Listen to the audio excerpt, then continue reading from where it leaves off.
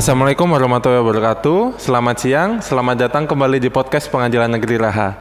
Kembali lagi bersama saya Rizky. Seperti biasa, di podcast kali ini kita akan membahas mengenai hal-hal menarik atau info-info seputar hukum di Pengadilan Negeri Raha. Dan seperti biasa, saya nggak akan sendiri. Kali ini saya ditemani oleh salah satu hakim di Pengadilan Negeri Raha, Bapak Yuri Setiadi. Selamat siang, Pak Yuri. Selamat siang, Mas Rizky. Selamat siang, para pemirsa sekalian. Oke, itu ya Pak Yuri Setiadi, bisa dipanggil Pak Yuri. Nah, para pencari keadilan, topik kita kali ini adalah mengenai gugatan sederhana. Nah, Pak Yuri, gugatan sederhana seperti biasa nih, kalau kita membahas mengenai topik tertentu, kita menanyakan dulu Pak, untuk gugatan sederhana itu apa sih Pak dasar hukumnya Pak? Ya, kalau untuk gugatan sederhana itu sendiri, itu diatur di dalam Peraturan Mahkamah Agung Nomor 2 Tahun 2015, Junto Peraturan Mahkamah Agung Nomor 4 Tahun 2019 tentang penyelesaian perkara melalui gugatan sederhana. Seperti itu. Itu yang menjadi dasar pelaksanaan daripada persidangan gugatan sederhana itu sendiri. Oke.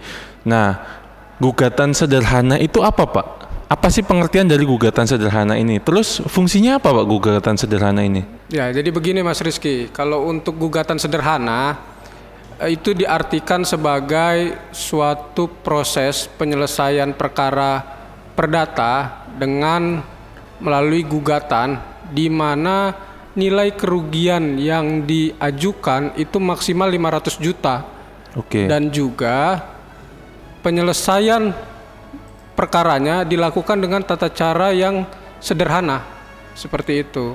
Itu untuk pengertian. Kemudian kalau untuk fungsinya sendiri, gugatan sederhana ini sendiri terbentuk sebagai jawaban atas tantangan perkembangan hukum bisnis atau hukum ekonomi yang ada di Indonesia saat ini. Semakin banyak aktivitas-aktivitas ekonomi, bisnis yang kemudian perlu apabila ada sengketa penyelesaiannya ini dilakukan secara cepat dan mudah. Nah, hal ini menjawab juga rencana pembangunan jangka menengah nasional 2015-2019 yang diamanatkan untuk adanya perubahan birokrasi terhadap penyelesaian perkara perdata, khususnya mengenai yang berhubungan dengan bisnis seperti ini, ekonomi, seperti itu kira-kira. Oke, baik Pak. Nah, tadi kan Bapak juga sempat menyebutkan ya Pak, bahwa gugatan sederhana adalah gugatan yang dilaksanakan atau diselesaikan secara sederhana. Nah, apakah ini juga menjadi salah satu perbedaan gugatan sederhana dengan gugatan biasa Pak? Atau ada perbedaan-perbedaan lain Pak, antara gugatan sederhana dan gugatan biasa ini Pak? Ya, kalau untuk perbedaan gugatan sederhana dengan biasa itu jelas ada. Ya.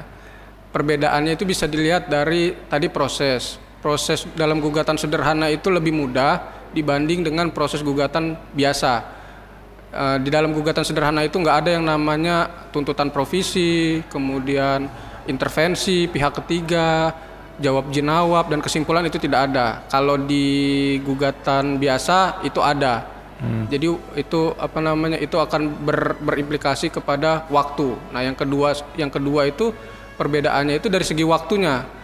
Dalam gugatan sederhana itu penyelesaiannya hanya 25 hari sejak sidang pertama. Sementara dalam gugatan biasa itu penyelesaian perkaranya 5 bulan sejak mediasi. Jadi cukup panjang kalau di gugatan biasa. Kemudian yang ketiga yaitu dari segi upaya hukum. Upaya hukum dalam gugatan sederhana itu hanya satu, yaitu keberatan seperti itu yang dilaksanakan oleh pengadilan negeri sendiri dengan majelis hakim. Nah, sementara dalam upaya hukum gugatan biasa itu ada, kita mengenal istilah banding, kemudian ada kasasi dan ada peninjauan kembali. Jadi lebih panjang perkaranya itu selesai kalau kita menggunakan gugatan biasa. Ya, Pak. Nah, itulah kenapa perlu adanya gugatan sederhana. Oh, seperti itu Pak. Baik Pak. Nah, setelah itu apa sih Pak persyaratan orang-orang atau para pencari keadilan ini untuk mendaftarkan gugatan sederhana ini Pak? Ya, kalau untuk persyaratannya sendiri, jika Mas Rizky atau para pemirsa ingin mengajukan gugatan sederhana, itu harus memenuhi syarat diantaranya yang pertama mengenai objek. Objek daripada gugatan sederhana ini yaitu wan prestasi atau perbuatan melawan hukum, yang mana nilai kerugiannya itu maksimal 500 juta dan bukan gugatan atau perkara yang berhubungan dengan sengketa kepemilikan tanah atau sengketa yang penyelesaiannya dilakukan melalui pengadilan khusus, seperti misalnya contohnya masalah kepemilikan tanah atau yang penyelesaiannya secara khusus itu dalam kasus yang sekarang sedang berkembang antara MS Glow dengan PS Glow. Nah, itu kan sengketa merek. Iya Pak. Nah, sengketa merek itu penyelesaiannya harus melalui pengadilan khusus yaitu pengadilan niaga. Jadi dalam perkara itu tidak bisa diajukan gugatan sederhana. Itu syarat yang pertama mengenai objek. Kemudian syarat yang kedua itu mengenai para pihak, di mana para pihak dalam gugatan sederhana itu hanya satu.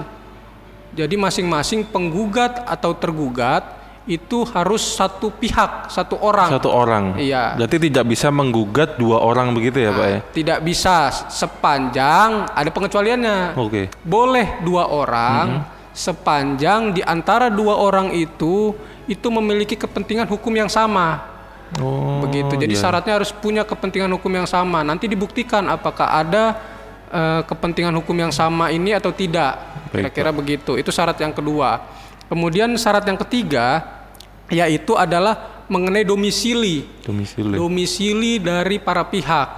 Nah, domisili dari para pihak ini harus satu atau harus sama dengan wilayah hukum pengadilan yang dituju. Begitu. Jadi misalnya antara Mas Rizky, saya itu sama-sama tinggal di Raha seperti iya, itu. Raha ini merupakan salah satu wilayah hukum atau wilayah yurisdiksi pengadilan negeri Raha. Kan ada tiga toh. Ada tiga. Ada Butur, Muna Barat, ada Kabupaten Muna. Nah, karena kita satu domisili, satu wilayah hukum, maka kita bisa mengajukan gugatan sederhana. Baik Pak. Kemudian terkait hal ini juga ada pengecualian. Pengecualian. Jadi jika penggugat, khusus penggugat tapi ini pengecualiannya. Khusus penggugat ya Khusus Pak? penggugat.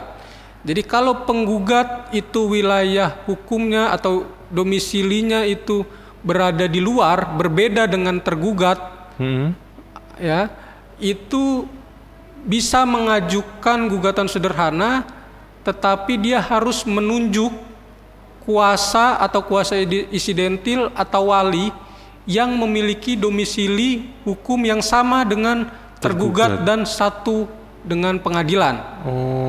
Nah, sebagai contoh, Mas Rizky tadi sebagai penggugat ingin menggugat saya yang posisinya saya tinggal di Raha. Di Muna Pak, Di Muna. Sementara Mas Rizky tinggalnya itu di Kendari. Kendari ini kan bukan wilayah hukumnya pengadilan negeri Raha. Betul. Nah, jadi kalau Mas Rizky mau mengajukan gugatan ke pengadilan negeri Raha, menggugat saya, maka Mas Rizky harus menunjuk kuasa atau kuasa insidentil atau wali yang domisili hukumnya berada di wilayah hukum pengadilan negeri Raha. Kira-kira begitu. Begitu, baik Pak. Nah, itu syarat yang ketiga. Syarat ketiga Pak. Kemudian ada syarat yang keempat, yaitu para pihak itu diwajibkan untuk hadir secara langsung dalam proses pemeriksaan gugatan sederhana, baik itu dihadiri bersama atau tanpa kuasa. Apabila tadi Mas Rizky menunjuk kuasa gitu. Pak. Jadi kalau Mas Rizky menunjuk kuasa, Mas Rizky itu tetap harus hadir meskipun sudah menunjuk kuasa. Mas Rizky tetap harus hadir. Jadi yang penggugat tetap harus hadir ya Pak ya? Semuanya sebetulnya, semuanya harus hadir. Nah, khusus untuk penggugat itu harus wajib hadir. Meskipun dia sudah menunjuk. Ya, karena masing-masing akan ada konsekuensinya. Masing-masing akan ada konsekuensi ketika tidak hadir. Baik Pak. Konsekuensinya kalau Mas Rizky tidak hadir selaku penggugat, walaupun sudah ada kuasa tadi, Ya. gugatan itu bisa dinyatakan gugur. Gugur. Begitu. Baik, Tapi Pak. kalau pihak tergugatnya, dalam hal ini saya misalnya yang tidak hadir, itu pemeriksaan bisa dilanjutkan dengan catatan dipanggil kembali setelah 2 kali dipanggil dan masih tidak hadir, maka pemeriksaan dilanjutkan dan dilakukan diputus dengan secara first take atau tanpa kehadiran pihak. tergugat. Seperti itu kira-kira. Nah, itu syaratnya. Jadi ada 4 kurang lebih, ada objeknya seperti yang tadi Bapak sebutkan. kemudian para pihak harus sama, kemudian domisilinya juga harus sama, kemudian dia harus hadir langsung. Ya, harus hadir langsung. Begitu kira-kira kalau Jadi untuk persyaratan. 4 persyaratan ini yang menjadikan suatu gugatan sederhana itu dapat berjalan ya Pak ya? Ya. Nah, berikutnya Pak, kalau misalkan para pencari keadilan di luar itu sudah mungkin mereka sedang mengalami perkara-perkara yang sebelumnya Bapak contohkan. Nah, hasil atau output dari para pencari keadilan yang mendaftarkan gugatan sederhana ini apa Pak nantinya Pak? Ya, kalau untuk hasilnya sendiri, ketika misalnya masyarakat atau para pencari keadilan ini berproses menyelesaikan suatu sengketa secara gugatan sederhana, itu hasilnya yang pertama, penyelesaian perkaranya ini bisa diselesaikan. Ya, jadi permasalahan yang ada itu bisa diselesaikan. Begitu. Penyelesaiannya bisa ada 2 kemungkinan. Antara penyelesaian ini selesai dengan secara perdamaian, atau penyelesaian perkara ini selesai dengan putusan hakim. Nah, dari dari 2 model penyelesaian ini tadi, output penyelesaiannya ini tadi, itu keduanya sama kekuatan hukumnya, sama-sama dapat dieksekusi, kira-kira seperti itu, sama-sama bisa dilaksanakan, harus dilaksanakan. Nah, dalam hal nanti kalau outputnya itu berupa akta perdamaian, itu wajib dilaksanakan. Sebagai persetujuan kedua belah pihak. Karena kan dua-duanya sudah sepakat. Sudah sepakat. Nggak mau melaksanakan. Kalau dalam putusan, kalau outputnya bentuknya putusan, nah terhadap putusan ini kalau para pihaknya tidak sepakat, tidak setuju atau merasa tidak adil dan lain sebagainya, dia bisa melakukan upaya hukum. Yang seperti tadi dijelaskan, Bapak sebutkan, upaya hukum yaitu keberatan, seperti itu. Jangka waktunya itu 7 hari sejak putusan diucapkan atau putusan diberitahukan. Baik. Nah, seperti itu. Jadi outputnya itu putusan dan juga ada penetapan akta perdamaian. Kira-kira begitu. Nah, itu para pencari keadilan yang sedang menonton. Jadi itulah sekilas info-info mengenai gugatan sederhana. Jadi dapat kita ambil kesimpulan bahwa gugatan sederhana itu adalah suatu gugatan yang untuk perkara-perkara tertentu yang dilaksanakan dengan jangka waktu yang relatif lebih singkat dan lebih cepat, dengan beberapa persyaratan yang harus dilengkapi oleh para pihak-pihaknya.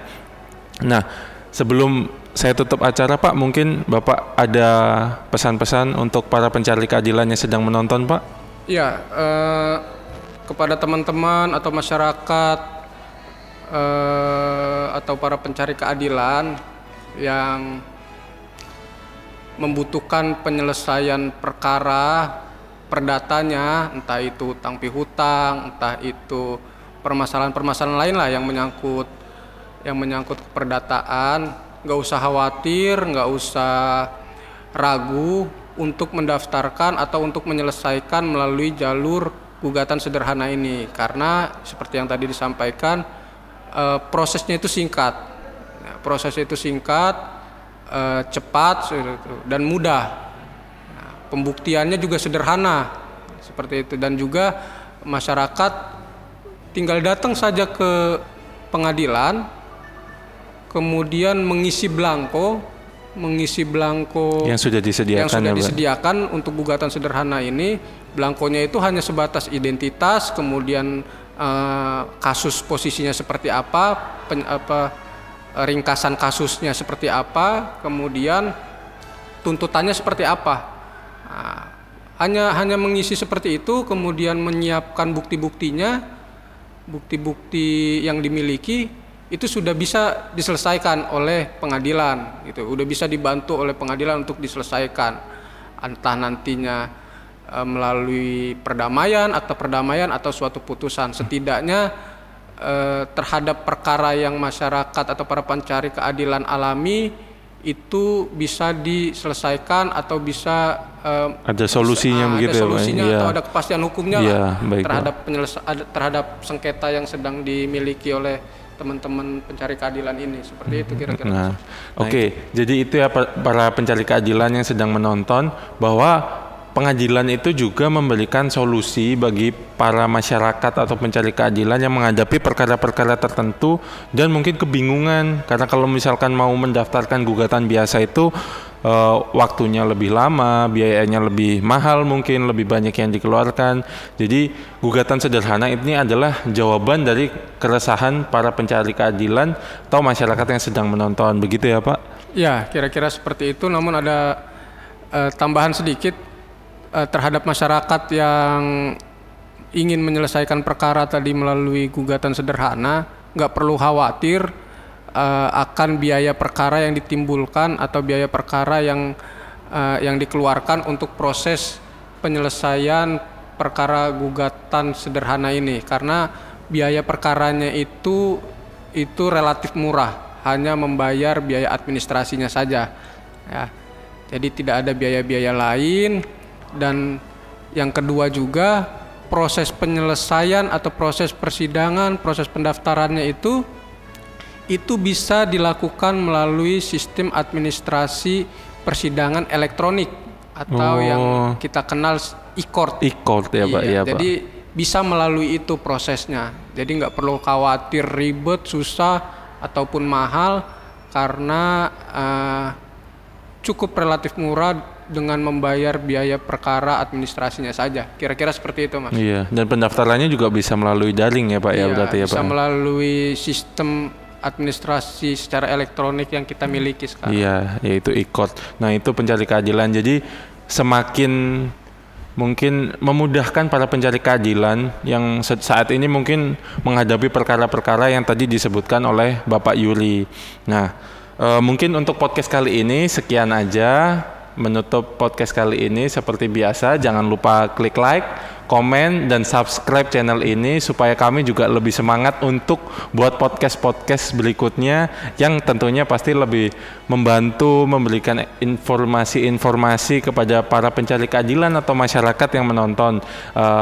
Apabila ada kurang dan lebihnya, saya Rizky mohon maaf sebesar-besarnya. Terima kasih.